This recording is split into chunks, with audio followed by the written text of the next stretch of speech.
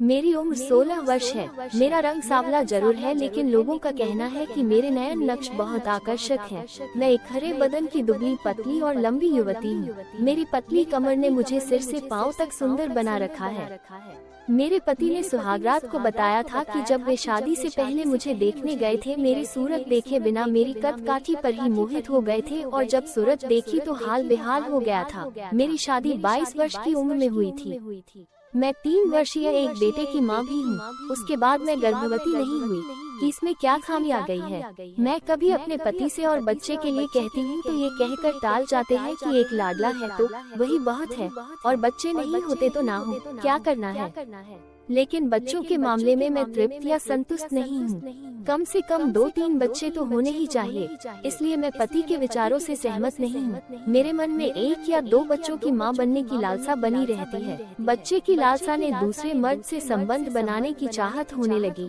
एक दिन मेरे पति का दोस्त आया, मैंने उसी से संबंध बनाने की बात करने वाली थी, तभी मेरे ससुर आ पहुँचे।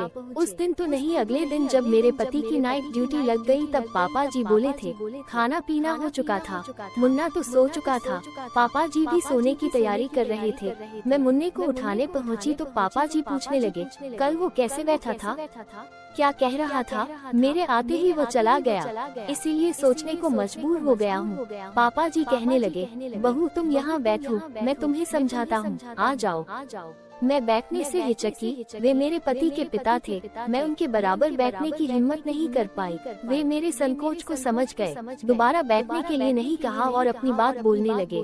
देखो, न तुम में खराबी है और न ही मेरे लड़के में कोई खराबी है। मेरा लड़का ही बेवकूफी कर रहा है, जिसके कारण हर कोई सोचने लगा कि अब तुम्हें बच्चे नहीं होंगे।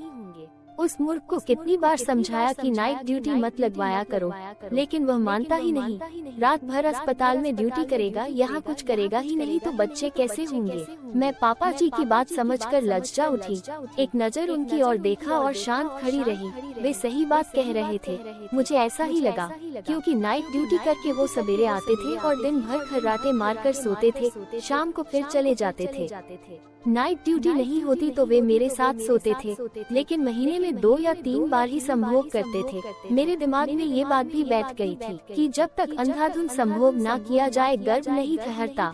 गर्भ की बात तो अलग, मैं जवानी के दौर से गुजर रही थी। मैं खुद को अतृप्त महसूस करती थी। मेरा यौवन संभोग के बिना प्यासा रहने लगा था। आगे पापा जी बोले, आज वो सलाह दे रहा है डॉक्टर के पास जाने की, कल कहेगा मैं तुम्हें माँ बना सकता हूँ।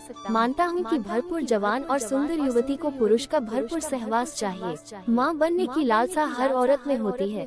तुम्हें एक बच्चा हो चुका है, लेकिन एक ही काफी नहीं है, कम से कम 3 नहीं तो 2 तो होने ही चाहिए। लेकिन इसका मतलब ये तो नहीं कि तुम उसके दोस्तों से मेल जोल बाओ और उसके सहवास से माँ बनो। ये आजकल के छोकरे बिन पैदी के लोटे हैं, कभी इधर लुढ़कते हैं कभी उधर। इनमें गंभीरता नाम की चीज होती ही नहीं है। ये अपने दोस्तों तक बिना हिचके बात पहुंचा देते हैं, फिर बदनामी मिलती है। तुम उससे बातें करना बंद कर दो। कोई गंभीर आदमी होता तो मैं मना नहीं करता। माँ बनने के और भी उपाय है क्या, मैं अकस्मात ही पूछ बैठी।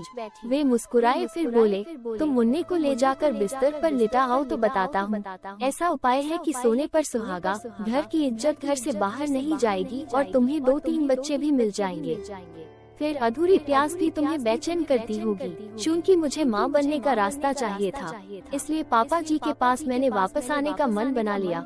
मैं झुकी, मुन्ने को उठाकर खड़ी होने लगी।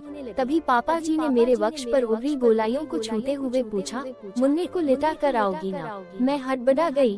मुन्ना हाथ से छूटते छूटते बचा, लेकिन जब मैं उनके कमरे से बाहर निकल आई तो सोचने लगी, पापा जी का सहवास आसानी से मिल रहा है, बुरा तो नहीं है। घर की इज्जत घर में ढकी रहेगी। वे खुद किसी से चर्चा करेंगे तो पहले उन पर ही थू थू होगी। मन से तो मैं तैयार हो गई, लेकिन मुन्ने को लिटाने के बाद मैं बाहर की ओर कदम नहीं उठा पा रही थी। कुछ देर तक खड़ी रही, साहस जुटाती रही कि मेरे कदम दरवाजे की ओर बढ़ जाएं, लेकिन हमारे संबंध ने मेरे पांवों में बेड़ियां सी डाल दी थी।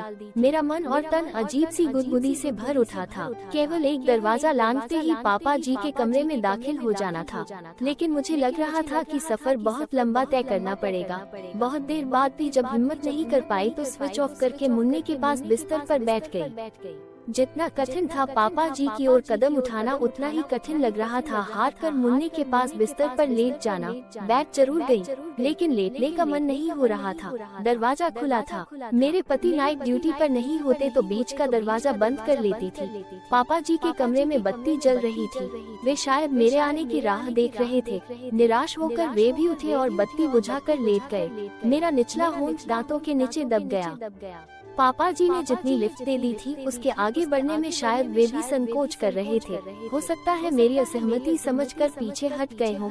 मैं पछताने लगी। मन अभी भी कश्मकश में पड़ा हुआ था कि उनके पास चली जाऊं या नहीं। एक लंबी सांस छोड़कर मैंने अपना माथा अपने घुटनों में झुका लिया। एक तरफ मेरी माँ बनने की लालसा थी तो दूसरी तरफ हमारा पवित्र संबंध। स्थिति ने मुझे अधर में लटका कर छोड़ दिया था। थोड़ी देर बाद पापा जी की आवाज मेरे कानों में पड़ी। बहू, आज पानी मेरे पास नहीं रखा क्या? अभी लाती हूँ, कहकर मैं झट उठ पड़ी। स्विच ऑन करके पानी लेने नल की ओर तेजी से बढ़ गई। मुझे अच्छी तरह याद था कि मुन्ने को उठाने गई थी तो रोज की तरह पानी लेकर गई थी। मालूम होते हुए भी पापा जी ने पानी मांगा था।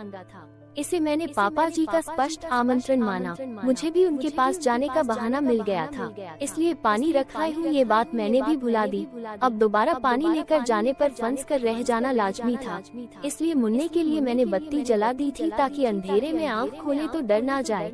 पानी ले जाकर यथास्थान रखने के लिए झुकी तो मैंने कहा, पानी तो रख ही गई थी। रखा तो है। पापा जी ने मेरी बाह पकड़कर कहा, हाँ पानी तो पहले ही रख गई थी। मैंने पानी के बहाने ये पूछने बुलाया है कि क्या तुम मेरी बात का बुरा मान गई? मैंने कहा नहीं तो। अगर बुरा नहीं माना है तो आओ, बैठ जाओ ना। कहते हुए उन्होंने मेरी बांह खींची। मैं संभल नहीं पाई, या ऐसा भी समझ सकते हैं कि मैंने संभलना नहीं चाहा। लड़खड़ा कर बैठ सी गई। शर्माओ मत बहू, ये तो समस्या के समाधान की बात है। और बच्चे पाने के लिए तुमने जो कदम उठाना चाहा वो गलत नहीं था। गलत तो वो लड़का है जिसकी ओर मैंने तुम्हारा झुकाव देखा।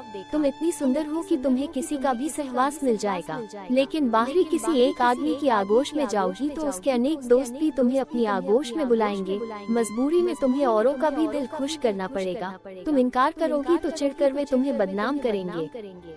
नहीं इनकार करोगी तो भी बात एक दूसरे दोस्तों तक पहुंचेगी और तुम चालू औरत के रूप में बदनाम हो जाओगी। खानदान की नाक कटेगी सो अलग। मैं घर का सदस्य हूँ। हमारे संबंध ऐसे हैं कि किसी को संदेह तक नहीं होगा। मैं तुम्हारी बदनामी की बात सोच भी नहीं सकता, क्योंकि खुद मेरा मुंह काला हो जाएगा। अब शर्म छोड़ो और आओ मेरी आगोश में समा जाओ, कहकर पापा जी ने मुझे अपनी ओर खींचा और बाहों में बांध लिया। मैंने जरा भी विरोध नहीं किया और उनके सीने में दुबक गई। समर्पण ही मेरे पास एकमात्र रास्ता था। पापा जी यानी मेरे ससुर बूढ़े नहीं हुए हैं, अभी अद्यावस्था में पहुँचे हैं, लेकिन युवा दिखने में की चेष्टा में सफल है। हमसे एक पीढ़ी ऊपर जरूर है, लेकिन उनको सुंदरता की परख ही नहीं है, बल्कि रूप सौंदर्य को भोगने का आधुनिक ज्ञान भी है। यह मुझे उसी रात पता चल गया था। मैं उनके अगले कदम की प्रतीक्षा सांस रोक कर रही थी। सहसा ही मेरी रुकी हुई लंबी सांस छूट गई। क्या हुआ? प्यास बहुत तड़पा रही है ना? कहने के साथ ही उन्होंने मेरे जिस्म को कसकर भींच दिया। मैं कराह उठी। इसके साथ ही मैंने चेहरा भी उठा दिया। आंखें चार हुई तो लज्जावश मेरी पलकें बंद हो गई। मैं तैयार नहीं थी। सहसा ही पापा जी ने अपने तपते होठों को मेरे होठों से चिपका दिया। मेरी थरथराती सांस फिर छूट गई। वाह! होंठ उठाकर बोले, बहुत हसीन हो तुम। तुम्हारी सांसों की खुशबू चमेली के फूल जैसी है। मेरे ससुर ने मुझे रात भर यूज किए।